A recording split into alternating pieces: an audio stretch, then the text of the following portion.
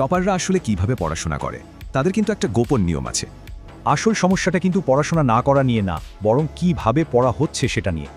একজন সাধারণ ছাত্রছাত্রী যেখানে ৩০ পৃষ্ঠার একটা চ্যাপ্টার দেখে, একজন টপার সেখানে দেখে মাত্র ১ পৃষ্ঠা।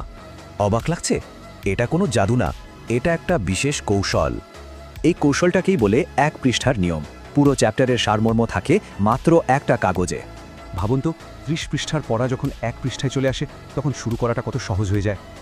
আচ্ছা, এই নিয়মটা কাজে লাগানোর জন্য ৪টি সহজ ধাপ আছে। পৃষ্ঠাটা সাজানোরও একটা নিয়ম আছে। প্রথমে মূল ধারণা, তারপরে হেডিং আর সব সূত্র। দাঁড়ান, আরও একটা বোনাস টিপস আছে যেটা স্মৃতিশক্তি অনেক বাড়িয়ে দেবে। কিন্তু প্রশ্ন হলো, চ্যাপ্টারে যদি কোনো ছবি বা ডায়াগ্রাম না থাকে তাহলে? সমাধানটা খুবই সহজ। নিজের ডায়াগ্রাম নিজেই তৈরি করে নিতে হবে। কারণটা খুবই সোজা সাপটা। আমাদের মস্তিষ্ক লেখার চেয়ে ছবি অনেক ভালো মনে রাখে।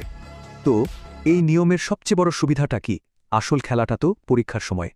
এটা শেষ মুহূর্তে রিভিশন দ্রুত করে, টেনশন কমায় আর সবকিছু মনে রাখতে সাহায্য করে। পরীক্ষার ঠিক আগে এই একটা পৃষ্ঠাই কিন্তু পুরো বইয়ের চেয়ে বেশি কাজের। তাহলে কি বলা যায়? মাত্র একটা পৃষ্ঠাই পরীক্ষার রেজাল্টে বিশাল পার্থক্য গড়ে দিতে পারে।